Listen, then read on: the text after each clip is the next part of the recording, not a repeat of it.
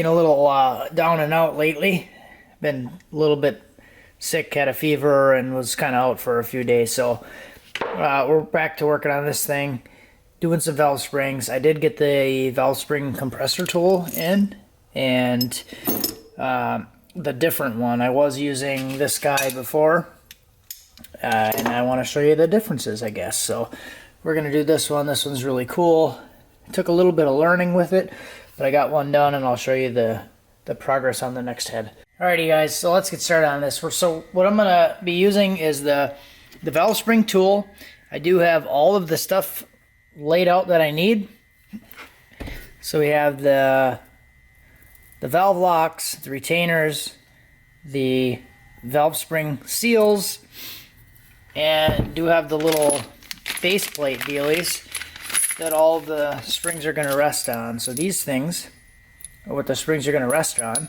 Instead of, these are a two-part system. Instead of using this right here, this is the factory valve stem seal, has the base and it has the seal in it.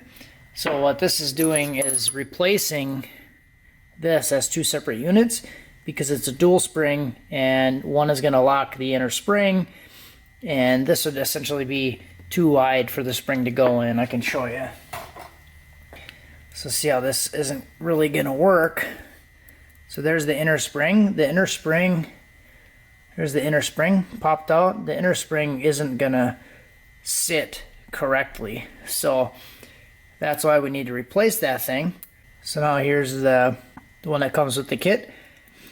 That inner spring is able to sit fully seated and locked in position, and it's not going to damage the seal.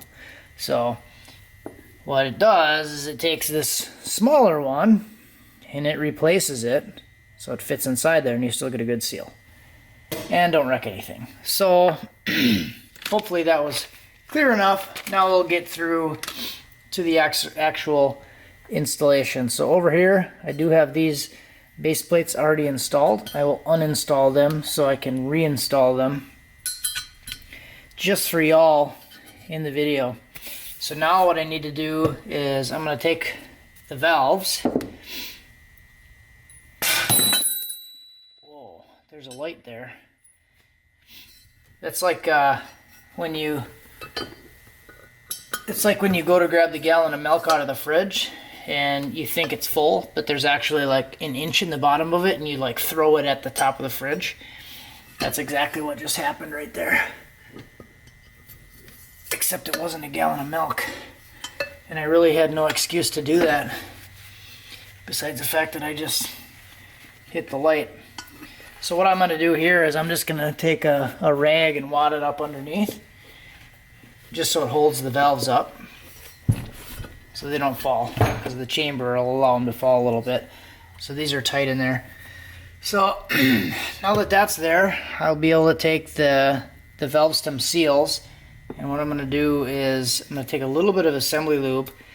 Sometimes just a little dab on my finger is enough. I'll go around here. Just a little dab, and then just what's left on my finger I'll go through and do the inside of the valve stem seal. Snag a little off here, inside of the seal. Drop it on the ground. Get it nice and dirty. And then what I'm going to do now is just put it on and try to twist and rotate it a little bit as it goes on. So this one went on nice and easy. This one is gonna be a trick. Just because I'm making a video, well, this is gonna be the only one that I'm gonna have a problem with. So I'm just going to take a socket that fits over it nicely and then push it down all the way. You'll know when it's fully seated. It's not really that unsafe to push it down with a socket, as long as you get the right size on it and it pushes down and doesn't crush the spring that's going around the stem. So those are decent. Those are in a good spot now. So now I'll be able to take the springs, put the springs over the top. And what I'm doing is, you can see that they're kind of offset. what I'm doing is pushing the spring flush with the bottom, just so they can sit like that. Then I'll take the retainer for each spring, put them on like this. You can see this side has, oh, look at that. You can see how hard I was pushing down on the socket. So this side has the grooves in it for the different springs, and then this top side is just kind of smooth and round. So that's the side that's going to go here, and this is what's going to get pushed down with the tool. So this tool has a little aluminum base that's going to go down here. And then it's going to have the steel piece that goes over the top. And these two bolts are going to go into the rocker threads. These are all the threads for the rocker threads. So I'm going to use two different impacts on here. I'm going to use the little guy, and just to lock this piece down in place.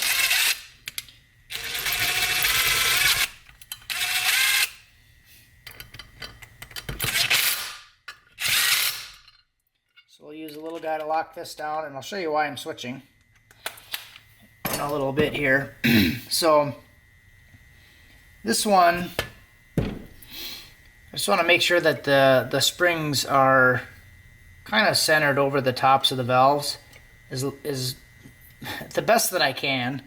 So now we'll take the big guy with a 1/2 inch, same size. Now I'm going to suck this thing down as far as I can. Not as far as I can, as far as I need to, I should say. So the reason I'm using the 1/2 inch and the little guy is when I was using the smaller one, it's just a DeWalt 1/4 inch impact.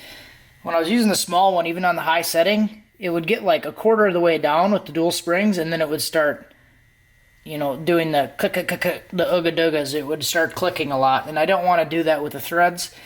So I'm just using the bigger one, so it just sucks it down nice and smooth and doesn't have the impact action going on. So now I'll take the little clippy boys here, and what I've been noticing is this thing isn't like necessarily perfectly straight all the time. Sometimes I can push it out of the way, but other times I've been having to use the tool that I can't find. There it is. I've been having to use a little tiny pry bar to kind of get the spring in the right position so I can actually get those lockers in there.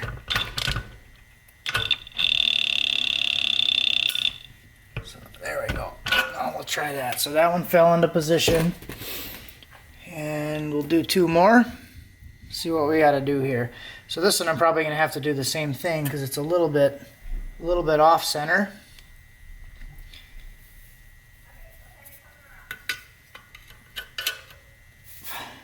So I'm just going to push this against the tool and kind of push the spring into the right position until the little groove locks. Then I should be able to take the big boy,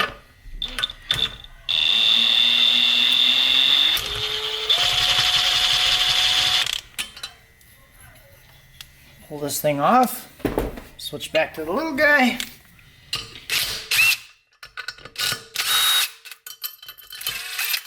So that's total preference, I guess. I could just use the small one and then let it impact itself all the way down, but I just don't feel like I like that. So I'm not going to do it. I'm just going to use the big one so it's nice and smooth. The action is nice and smooth all the way down and compresses the springs. So that's about it. I'll go through and do the rest of them. Not very long, doesn't take a whole lot.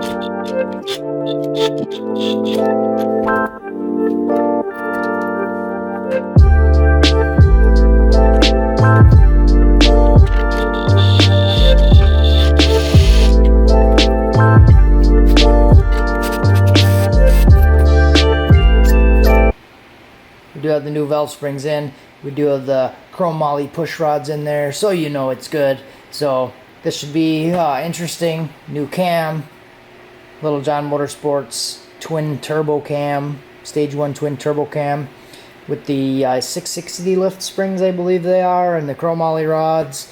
The whole kit, we just tossed it in there. So this thing's pretty much ready to go. I am waiting on, I am going to do the different timing chain guide piece, mostly just to get this out of there. I thought about running it without it because some of them don't even have it. So I did get the other like LS2 style, the little butterfly looking dealy.